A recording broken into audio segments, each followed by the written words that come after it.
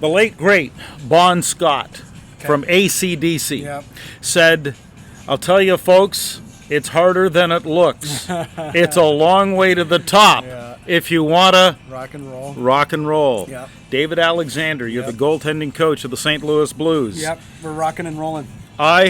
We have not crossed paths for, 25, 30 years? Yeah, probably. But your story about the long way to the top, I don't know if you can condense it here or not. Mm-hmm.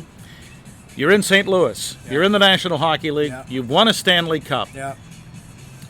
You're regarded as one of the best goaltending coaches in the world. Mm-hmm. That's Tell a stretch. us. It's not when you've done it. Tell us about the long way to the top for David Alexander, grinding it out through the University of Maine, the Syracuse Crunch. I think people would be fascinated by that story. So I get goalie coaches who ask me, what's the secret sauce? So I start by telling, I give people a reality check a little bit, because the reality is there's 32 jobs in the world. They're hard to get. So you're going to need a little bit of luck along the way. That goes with anything. But you got to put that aside, because that can be a quick deterrent, But I always tell people a story when I was at the University of Maine, when the goal of being an NHL goalie coach kind of came to fruition. And there was a year or two where I kind of did a little bit of a disservice to the goalies in some ways, because I was chasing the NHL and I wasn't where my feet were. I wasn't at Maine. Now, I was doing a good job coaching, but I wasn't really fully present because I was thinking too far ahead. And so what I always tell people in any form of employment or profession or whatever you're doing, you have to be good where you are. And if you're not good where you are, you're going to be no good anywhere else. But no one knows about the sacrifice. No one knows, David, how hard it is to work for basically no money, to drive back and forth, lonely. And you did it away from your family, and you did it. Yeah, no, it's a grind. There is sacrifice. But I read a book, an old book, that was one of the most influential books I've ever read, written by Napoleon Hill, Think and Grow Rich. And, the whole concept is how you think you attract energy and you'll be rich. And I just replaced the money with coaching hockey. And fulfillment and things of that nature. 100%. Yeah. And there's a section where he talks about, you have to have this white heat. And it's everything, it's all white. And all you see is where you are and where you want to go. And that was me. That was who I was for a long time. There was nothing going to stop me. I didn't care. It's not that I didn't care about friends, but it was people just knew that I was on a journey, and that's kind of how I went about it. That was my approach. When the St. Louis Blues won the Stanley Cup, their first ever, and you're out there celebrating, and you remember that very, very well. I do, yeah. Take us back, though, to that lowest point before all of that happened. What would have been the lowest point in your entire career where you actually had serious doubt that this might not come true? Yeah, because there are moments. Oh, for sure. I always say, people always ask, hey, are you ready to do that? And I would say, reality is you're probably never ready for anything, because there's so much about what you're about to do that is no one knows about. Even the people who were in that seat, there's new problems to solve all the time. So the lowest point for me was, I felt like I was chasing, too many problems, and I'm trying to figure out how to say this properly, trying to figure out what problem solving I could do that would be my biggest return for my buck. So basically, in surgical terms, what is the smallest incision I can make to produce the best result, for the health of my goalies and my career, but ultimately, for the organization. But you rode the buses. You ate the Kentucky Fried Chicken. Well, it was more pizza than KFC. More pizza. Okay, more pizza than KFC. Yeah. And maybe I'm not phrasing the question right. There had to be a night, whether it was in the American League or in college hockey or wherever, that was just geez, I don't know if I can do this or not. Yeah, there was a night in the minors, we were traveling to Adirondack. Bus broke down on the way to the game. Team wasn't playing that well. Bus broke down on the way to the game. Pulled off at this really shady gas station. Tried to get a couple pieces of food. Opening up, I remember we opened we opened up it was beef jerky. Pulled it out, covered in mold. You know, it was like, what is happening? Go to Adirondack, lost the game 10-0, 7-0, somewhere around there. You know, new bus had to pick us up, bring us the game, and it was just, you know, it was like, where am I? What am I doing? And like, how are we ever going to get out of this?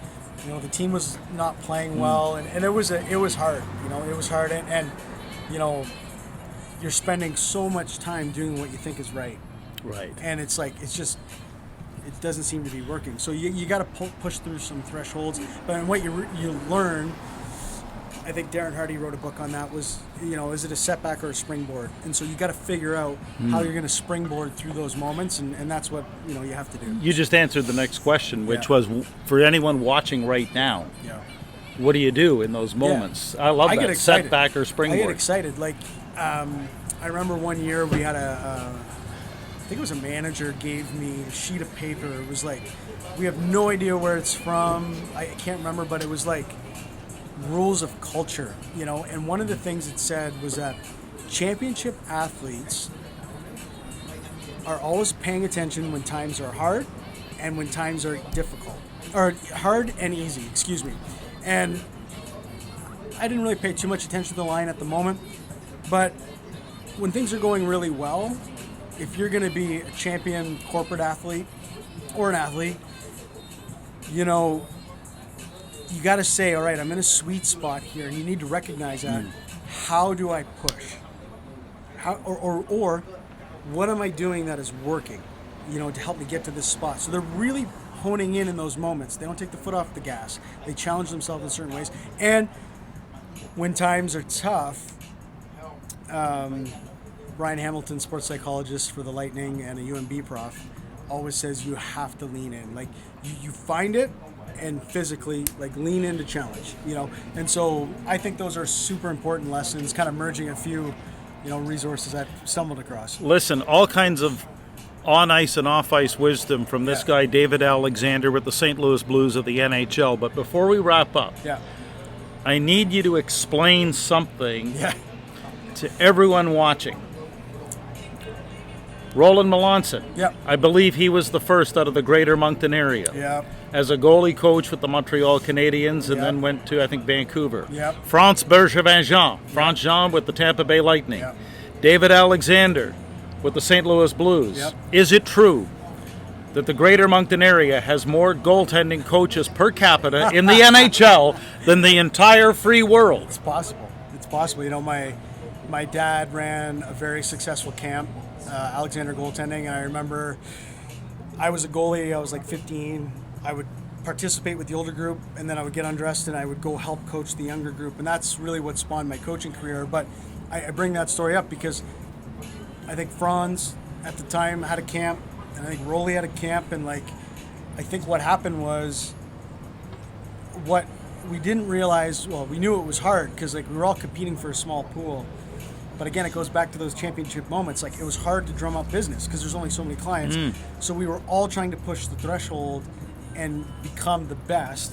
And so maybe in some way we all pushed each other to a spot that we never knew we would get to. It is quite remarkable that such a small city would have that many goaltending experts, shall we say, and coaches in the hockey world. David Alexander, I know that you also have a soft spot for your former goaltending rival, my son,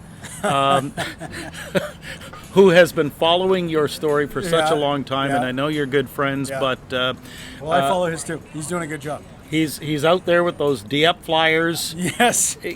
And helping the young goaltenders who are up and coming in New Brunswick. Any final thoughts about the journey, which is, of course, it's so much more than just the destination? Yeah, it is. You know, like I said in the beginning, like, you got to be good where your feet are. but it's really important to enjoy where your feet are. You know, the sports world on the inside is really deficit-minded. It's negative. It's hard because we're always looking at what we're doing bad to make better, and sometimes that can get toxic, you know. But inside of all of that, you know, inside of just being good where your feet are, you also have to enjoy where you are. You know, like I was at upstate Maine, University of Maine with the Maine Black Bears, and this campus up in the, you know, the furthest northeastern campus, and I loved it. There was no other spot I wanted to be. You know, and I was in Syracuse, New York, and I loved it there. And not just that, like all the little tiny, you know, Bay St. Anne Arena or Miramichi Arena, and I feel like, and I hope that if we could go back in time and grab one of the parents that had, you know, a son or a daughter at those camps and saw me coach, I would hope that they could come here and watch me coach and say, wow, he brought the same energy in that cold Rogersville arena as he's doing here, you know, on a bigger stage. Because, you know, to me, it's important. It's important. You know?